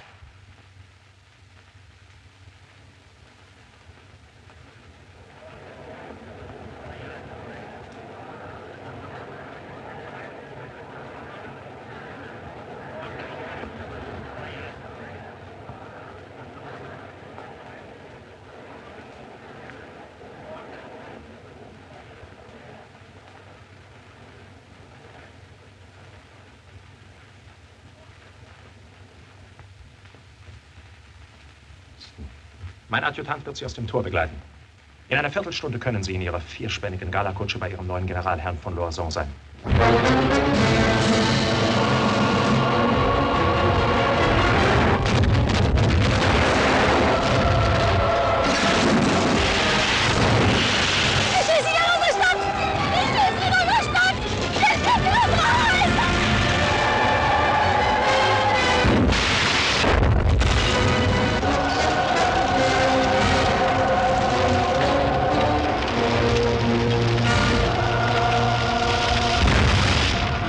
Maurice fait demander s'il doit faire porter le feu de son artillerie sur les remparts et sur les forts.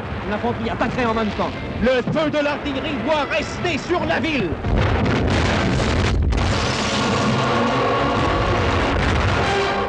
Was steht denn rum auf einem Maulabfall?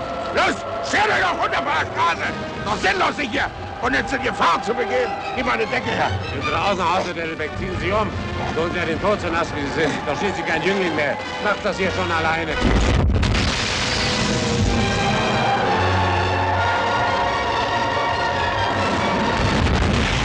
Das war doch bei uns.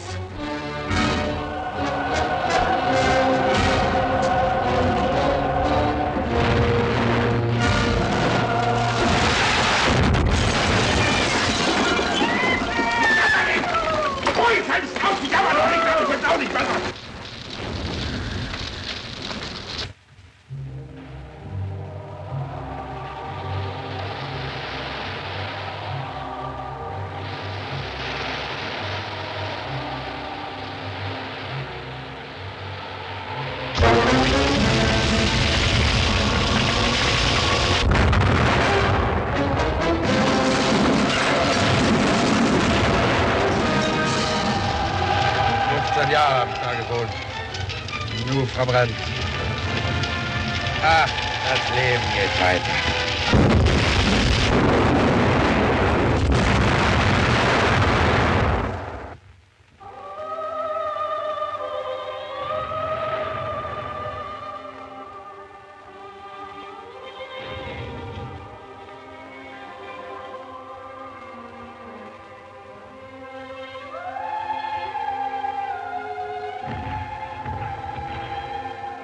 viel von uns verlangt. Manchmal glaubt man, es zerbricht ein. Und trotzdem, immer noch härter müssen wir werden. Immer noch härter.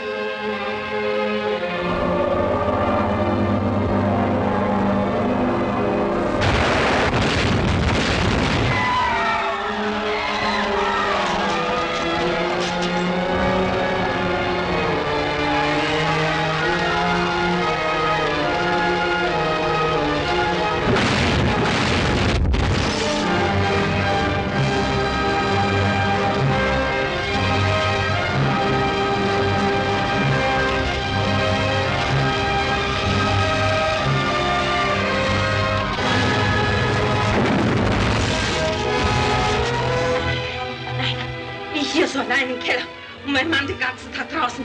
Das halte ich nicht aus. Das Warten ist das Schlimmste.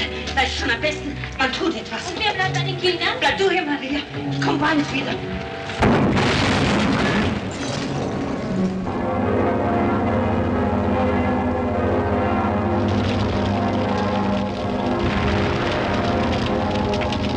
Maikäfer fliegt, Vater ist im Krieg.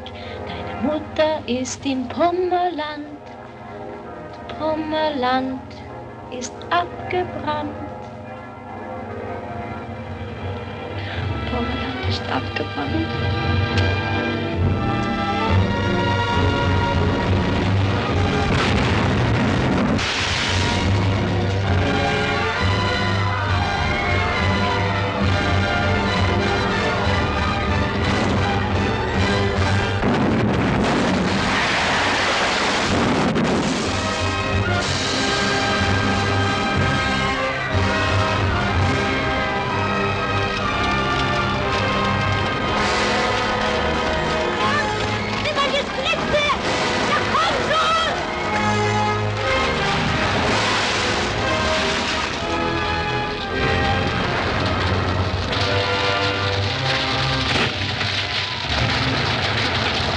Nettelbeck, wie lange glauben Sie, halten wir das noch aus?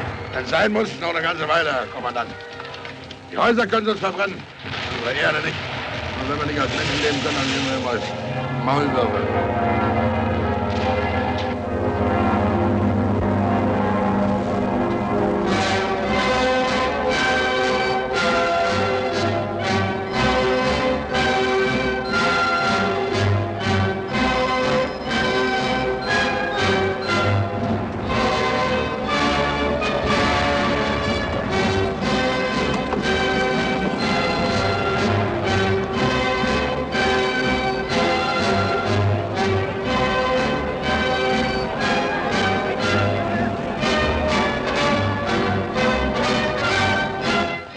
Sie auf 20.000 Mann. 20.000? Man hätte es sich denken können. Nach dem Fall von Danzig haben sich ja die Truppen alle frei. 20.000 Mann, das sind also mindestens 200 Geschütze. Mehr, Herr Major. Mehr als 200. Es ist die gesamte Belagerungsartillerie von Danzig dabei. Ja, na und ja. Manchmal fragt man sich, ob man überhaupt noch ein Recht hat, die Stadt zu halten. Militärisch gesehen haben wir doch gar keine Chancen mehr. Wir sind also jetzt zusammen 30.000 bis 35.000 Mann und 500 Geschütze gegen 2.000 Mann und 5.000 Bürger. Frauen und Kinder mit eingerechnet. Die Zahl unserer Geschütze, die wollen wir lieber ganz vergessen. Was einen überhaupt noch am Leben hielt, lieber Selnitz, in dieser trostlosen Zeit. In dieser allgemeinen Nacht über Deutschland.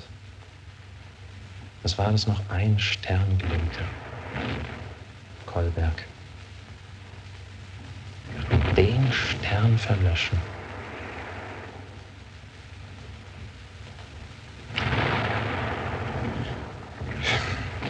Holen Sie mir mal Nettelbeck herein.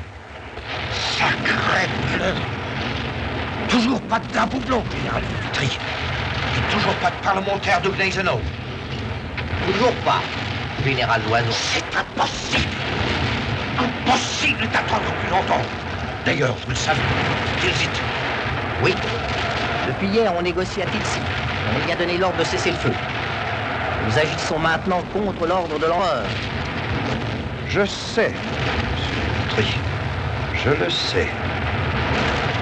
Général commandant l'artillerie, transmettez l'ordre d'allonger le tir. 35.000 Mann, Nettelbeck. Und mindestens 500 Geschütze. Alle auf diese Stadt gerichtet. Können Sie sich vorstellen, was das bedeutet? Dagegen ist alles, was wir bisher erlebt haben, ein Kinderspiel. Herr Kommandant, sagen Sie mir offen, wo wollen Sie hin? Es ist aus, Nettelbeck. Es hat keinen Sinn mehr. Wir können die Stadt nicht halten. Und? Übergabe. Nettelbeck. Auch wir in Magdeburg, Erfurt, Güstrow, Spandau. Alles ist umsonst gewesen. Das Ende Schande. Ist doch keine Schande. Wenn Soldaten ihre letzte Kugel verschossen haben. Auch Blücher hat kapitulieren müssen. Ja, aber wir haben ja unsere letzte Kugel noch gar nicht verschossen, Herr Kommandant. Und dann Blücher. Der hat ja nicht die Stadt aufgeben müssen, in der er geboren wurde. Sie sind nicht in Kolberg geboren, Gneisenau. Sie sind nach Kolberg kommandiert. Aber wir sind hier groß geworden. Wir kennen hier jeden Stein, jede Ecke, jedes Haus. Och, wir lassen noch nicht los.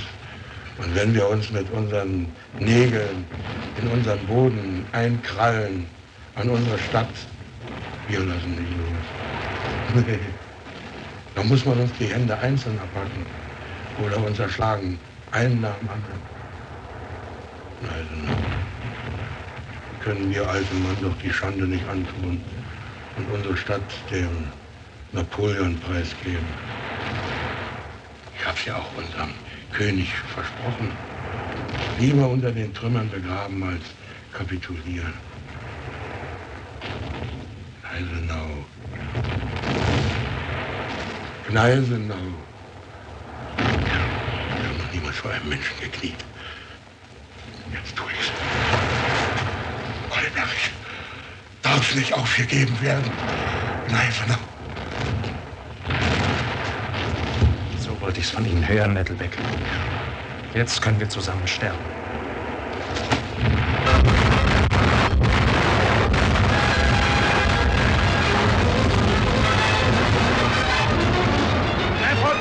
Au travers des régions inondées. Il ne s'arrêtera que lorsqu'elle aura pénétré dans le centre de la ville.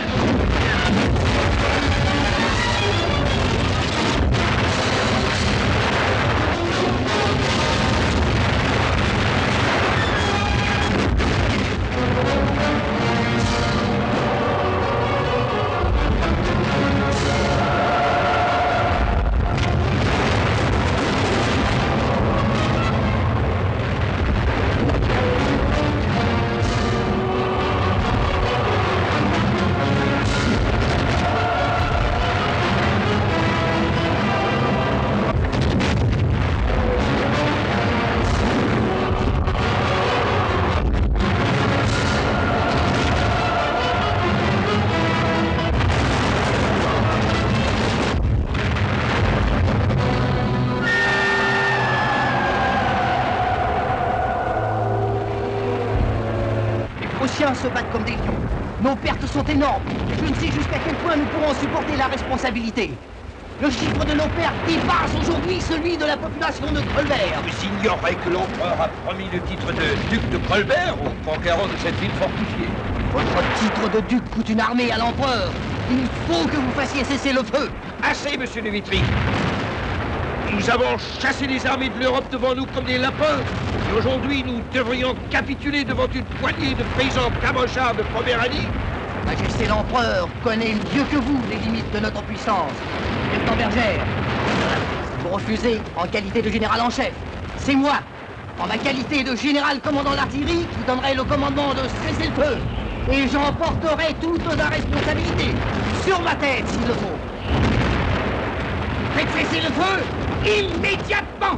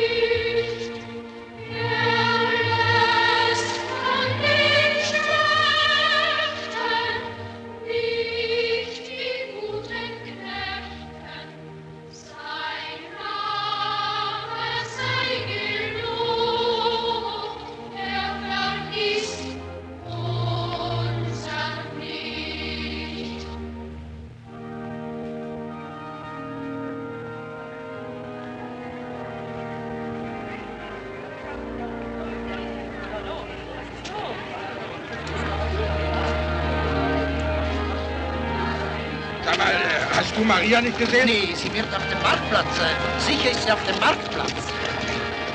Marktplatz? Wo ging ihr denn hin? Meisenausstrich!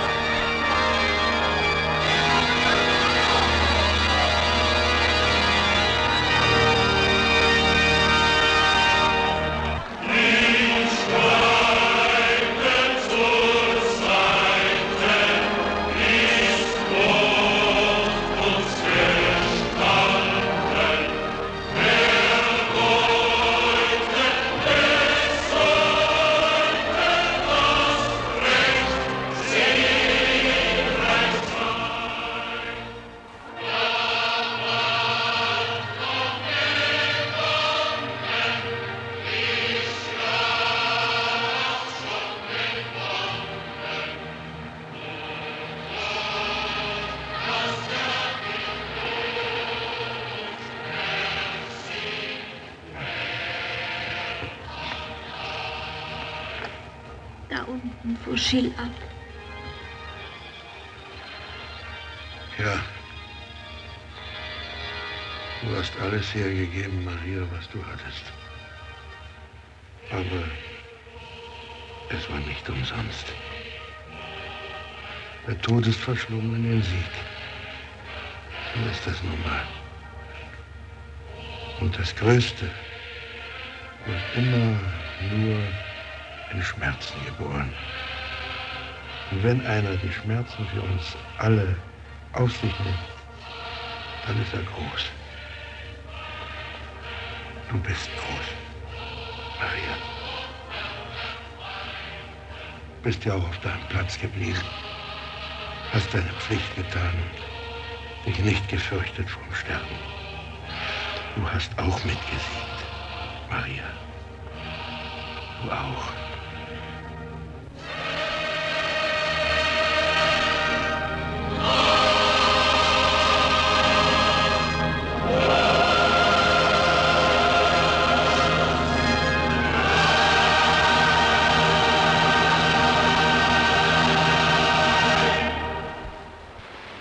Das ist das Ruhmesblatt in der Geschichte des preußischen Bürgers. Sie wussten es, wo die Gefahr liegt, da ist auch der Ausweg und der Sieg. Und wenn heute, im Jahre 1813, 6 Jahre später, wieder der Bürger aufsteht, das Volk aufsteht, Majestät, dann ist es beseelt von jener geheimnisvollen Kraft und dem Beispiel, das ihm die Kolberger einmal gaben. Sie trachten danach, den Bürgern von Kolberg zu gleichen. Sie wollen die Fesseln endgültig abschütteln. Das Volk steht auf zur kommenden Völkerschlacht, Majestät. Der Sturm bricht los!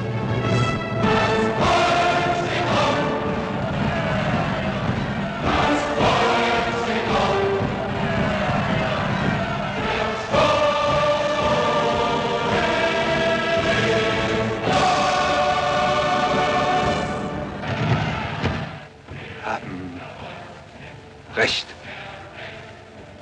Gleisenau.